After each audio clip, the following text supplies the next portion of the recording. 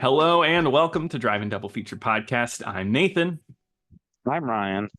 and this is the podcast where we talk about two movies a week every Tuesday and Thursday. But before we get into today's episode, I want to talk to you about our Patreon. If you head over to patreon.com/driving double feature podcast at gmail.com, you can get some fun bonus content and help support us. Ryan said if we get over 5 people, maybe a comedy special. Who knows? Let's hope we can get there someday. But getting into this Tuesday's episode, we are talking about The Last Vampire on Earth from 2010. It is directed by Vitali Versace. um, what a name. Have you ever heard of this movie before, Ryan? No. Neither had I. I'll tell you how I went to pick this movie. I saw somebody on my letterbox watch a movie called Aladdin, but it was like a knockoff Aladdin. I was like, what the hell is this? So I clicked it, clicked the director, and I noticed he had a really popular movie, a movie that'll like 3,000 people, but that's surprising for like knockoff movies. And it was called The Last Vampire on Earth. And I was just like, I got to see what this is all about. And it has a 1.8 average on Letterbox. And I was like, all right, we got to pick this. I got to see. And I realized it's just as popular because I was looking into it. Red Letter Media has covered this movie at one point, so that's kind of why this is like stuck up a little bit. But I knew nothing about this movie going in. What an insane trip of a movie! This is something. So I guess I should start. Have you ever seen Twilight before? Yeah, I have too. So this is a Twilight ripoff down to the poster. Um, God, I don't even know where to start with this movie. This is a very much a low budget, super, super indie movie. I got a few of my friends together to make a movie, right? Like the film quality's garbage, the sound quality's garbage, the acting's garbage. Pretty much every element to make a movie is bad here. Oh yeah. And I guess I was not like okay, I was like this is really poor quality, not great. What I was not expecting is this to be a Jehovah's Witness movie or Or something. Yeah, it's a religious movie. I was not expecting that either.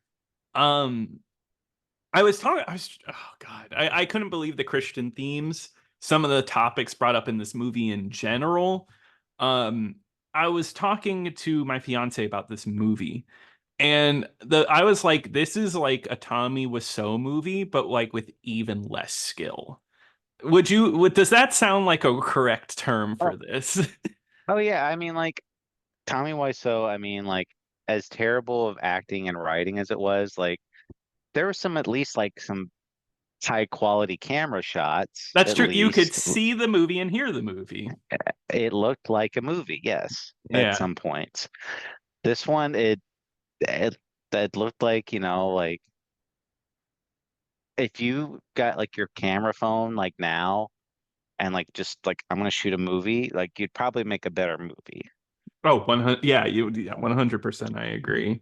Um, so I guess getting into the movie, it is a Twilight ripoff, and the main girl, Chloe, she is just your normal Christian college student. This is in college for this one. That's what makes it so different. And then there's this pale guy that goes to school, and he walks by her, and everybody's kind of entranced by this guy. And already, strike one, Aurelius here, who is the main vampire, is pretty much the Robert Pattinson of this movie. Um, I hate to break it. This is going to sound really mean. He's Like a trying. dork. He's a dork. Like Robert Pattinson is supposed. He's like handsome. All the women love him in those movies. This guy, he is not. He's not handsome. He does not play the good-looking vampire role well at all. And on top of that, he's a bad actor. No, I mean like it would be like a little more understandable if he was at least this is mean, but like if he was at least like super handsome or something Yeah, like that, like I would at least be like, okay, like he can't act, but I can understand why they wanted like a pretty boy like in this role, but yeah. it's No, definitely not. That's the way it should have been, I feel like, because like, it's like he's not a good actor and he doesn't really play the role. He doesn't fit the archetype well. But like if he at least fit the archetype and was a bad actor, like that would work. And it doesn't I mean, help. Oh, go ahead. he puts like eyeliner on He's and got his like his skin's hair. all, yeah, his skin's all pale. Yes. Um God, it's a movie that's like hard to even talk about because it's so weird because so yeah, so we have our main girl Chloe, and once again, I she can't act. She like I can't believe some of the takes they kept in this movie because constantly she would stumble or stutter her lines and they would just keep the line in the movie. I can't believe that. They obviously just took one take and called it. Everyone did. I mean, I can't think of one person that was at least like trying to act. No, no. Um, and also it's just so awkwardly cut because there's like this weird because they have a class together, a literature class, and they have to do guess what? Dracula. They have to do a play together Because for it's it. public domain. Ooh. Yeah, yeah, exactly. It's easy that way. We don't have to pay nobody. Um, and the professor that he's calling off all the roles, and right from the beginning he makes Aurelius Dracula and Chloe the main woman in Dracula, whatever her name is. Nah. Yeah, and then it keeps going, and he starts saying, "All right, you're gonna play this character," and like starts naming off people, and then it kind of just cuts. The scene just ends and goes to the next thing. And there's a lot of that in this movie. Well, like there, this professor is supposed to be like they're trying to play him up like he's like so unconventional or whatever. Like, Uh-huh. and he's like, "We're gonna be talking about Dracula," and he's like, "And guess what, guys? You're gonna be acting out Dracula." And And they're just everyone's like, like, "Oh my God." "Oh." Yeah, everyone's like, "Oh," and then like later, and like it's like he's going for like a really unconventional method. Like we're having to act out Dracula. Can you Like believe just that? like nobody's ever put on like a play before. But I mean, like I don't understand like because this is supposed to be like college Yeah. level courses here. This is not like middle school or high school or whatever. Yeah. And like this is supposed to be like the whole like a really innovative for them to understand the material better, they have to act it out. And I'm like, these guys are in college. Like this is not like Yeah. they're supposed if you're gonna dig deep into a book, like you need to actually understand like the symbolism and like Hmm. write term papers on like what it means and like all that. Because he kind of goes in says like the symbolism, but then they just kind of drop all that. Yeah. My first thought was if I ever had to do this for an English class, I would drop it. I would be like, I don't want to do this. I'm not acting. Stop. But no, there's a really great conversation between two random girls after this where I wish I had clips or wrote down the lines, but it's just so silly. Like, I'm actually really happy that we get to act out this movie. It helps me understand the plot a lot more. It's just like something like that. Yeah, Lot. like they were never able to do that before. Like, oh, like I'm so glad I can act Mhm. it out. I can understand it better. Yeah. But that means Aurelius and Chloe, they work together because they want to get to know their parts better. There's a really funny one-off scene where someone has like blood in the back of their car for like donations, and he's like throws money at him. The vampire like throws him like 20s after he's like trying to convince him, like, oh, you got to give me that blood, please. And he's like, I don't know about this. And he throws money at them. He's like, how do you feel about it now? And then just like that, he's like, yeah, yeah, okay, I'll give you the blood. And now he's got blood for the movie.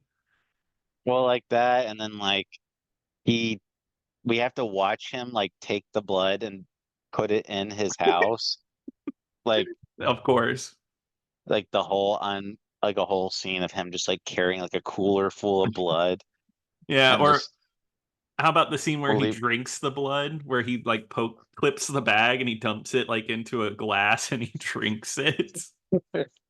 It's just, and there's Like, that, oh my God, there's a scene where he plays ping pong with himself, where he's like, it's going so fast that he's going to like both sides of the table, but it looks so bad. it looks really bad.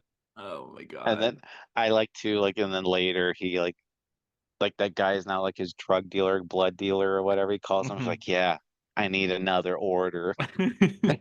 Like he just has blood lying around. Oh my God, it's so funny. Well, okay, I should say one of the biggest things about this movie is Chloe is Christian or Jehovah's Witness. Do they say what they are? They don't, but like they kept referring to him as Jehovah, and that's Yeah. why I was like, maybe it's Jehovah, but it's some form of Christianity, yeah. Yeah, where they don't allow blood transfusions, which of course that They conflicts with the vampire. Oh right, they're like, we don't allow blood trans. So that's what made me think it was Jehovah's Witness, is because they don't. I think you're right. Yeah. But yeah, there's a great scene at the dinner table where the mom is because he gets invited over for dinner and she's like serving fried chicken, which I gotta say there's a weird scene where she puts a piece of fried chicken on a plate.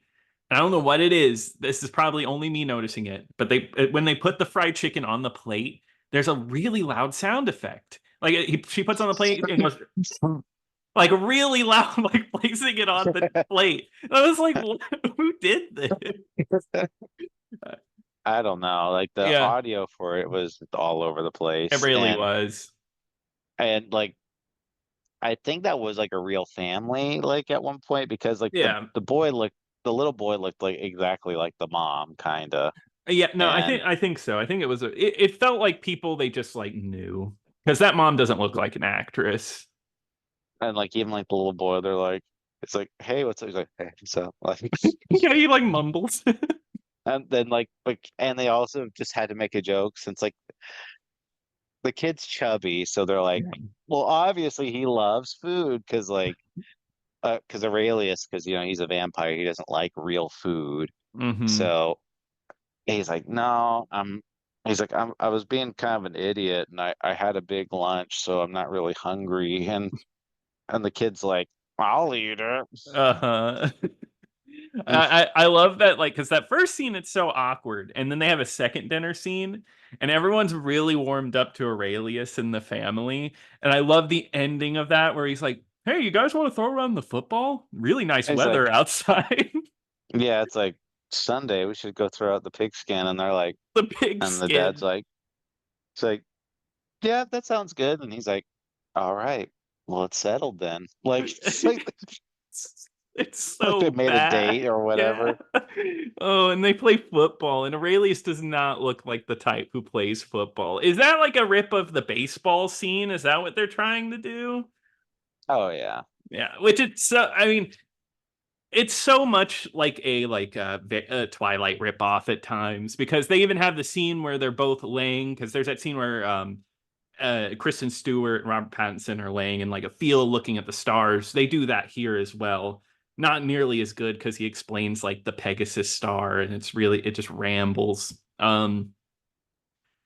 And the music is really weird. Did you notice the weird music in this? It sounded really like a horror movie in a way. It didn't Yeah, it fit. was very creepy.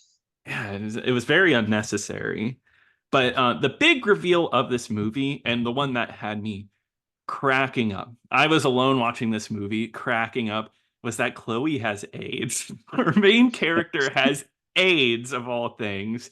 And it's revealed she went on a missionary trip, and that's how she got it. But there's something about the build up to that where, like, oh my God, our main character in this like I Jehovah's I Witness movie has AIDS. that was such out of left field because Yeah. they kind of make it seem like, she's like, oh, like I'm not really feeling too well or something like that. Hmm. And you don't realize it's some big underlying thing. It's just like, yeah, you got AIDS. Like, and I'm just like, what? Like, Yeah, and the doctor's like eh, describing it, right? It's like, oh, you get like these little pus like bubbles all over your back in this really long scene. And it's like, yeah, you got AIDS. Um, yeah, what a movie. Because like it eventually they do find out that he's a vampire, the church, and they're about to burn him at the stake. And that finale scene I've actually watched again because I loved it so much. The Aurelius is at the stake about to be burned, and she walks up with a gun. She has a gun in her hand and points it and is like, "No, you can't kill Aurelius." She shoots a guy so quick, just like, and she shoots him and goes, I'm not playing around." Once again, just so out of left field. Um, I love that scene. And then she goes like, "He's a good guy. He's trying to kill illnesses because he's a major to help cure blood illnesses." She's like, "Trying to help people with AIDS like me. Yes, I have AIDS." Like, Does wow. her parents know she have it? Know I'm she gonna has guess. AIDS? I'm guessing not if she just had to reveal it because they're two of the people there, and she goes to the doctor alone. It's like hiding AIDS from her parents. Crazy.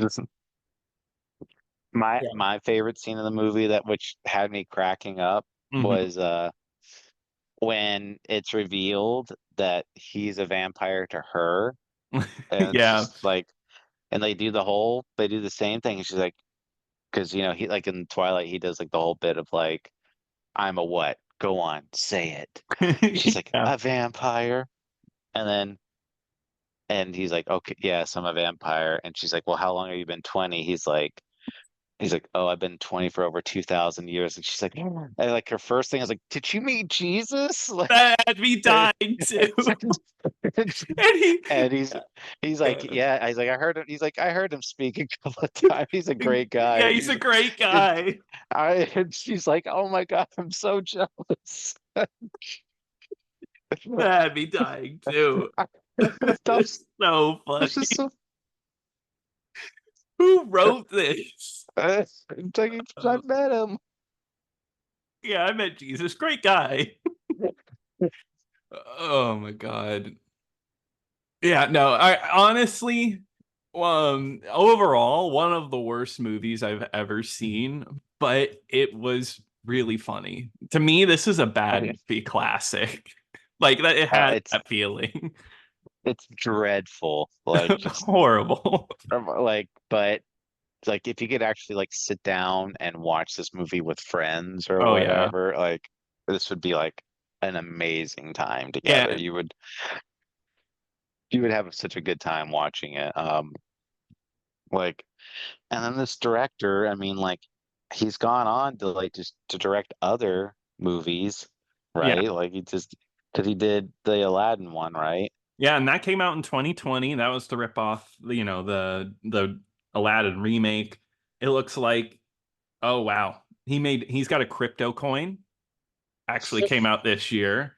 I'd love to know more about this guy. All I could find about him was was a video where he's like, I've got haters, but you can't get anywhere without a little bit of hate. And then he ends it with God bless America. And it's over. But yeah, he's been making movies for a while. He still makes movies. He's a producer. So this Versace guy seems like an interesting character. Like a real swell guy. Yeah. I mean, if this movie is as funny as any of his, like, if any of his other movies are as funny as this one, I mean, might be a master. I hope he's not like the Birdemic guy where he's like really plays into like, oh, I make bad movies. Because the thing about this one, it doesn't have the air of like a so bad it's good manufactured movie. Like there was like some attempt to make something here. That's we've said it before, but the ones that make the best bad it's good movies is people that like are earnestly trying to Hmm. make a good movie and they think what they're doing is a good movie, but then it's just they're utterly failing on all levels. Yeah, and that's what makes it fun to watch. It's a train wreck. So I think overall, this is going to be a weird one. Is it an awful movie? Yes, but I would all if you get friends and you have a couple beers or something, I can recommend it specifically for that. Like I would rewatch this movie with a group because it is fun. I had fun alone, so I couldn't even imagine. Yeah, I mean, any movie where it just takes so many twists and turns, like you'll just be watching it and you'll be like, you won't believe where it goes to. Yeah. Oh my God. Meeting Jesus and the main character with AIDS. It's just Right. insane. Um, yeah. So I guess that wraps it up for this one, huh? Yeah, I would I would be the exact same way. I don't give it a recommend on a technical level, but on an entertainment level, I would say watch it. Yeah, for sure. But I do think that wraps it up for this one. But Ryan, what are we covering on Thursday? Well, Nathan, we are going to be talking about the movie Jeepers Creepers, and that is free on Tubi right now. Awesome. Well, I'm excited to watch that one. Maybe. But just kidding. But you can email us at driveanddoublefuturepodcast@gmail.com. And you can also check us out on YouTube, anywhere you get your podcasts. But until next time. Until next time.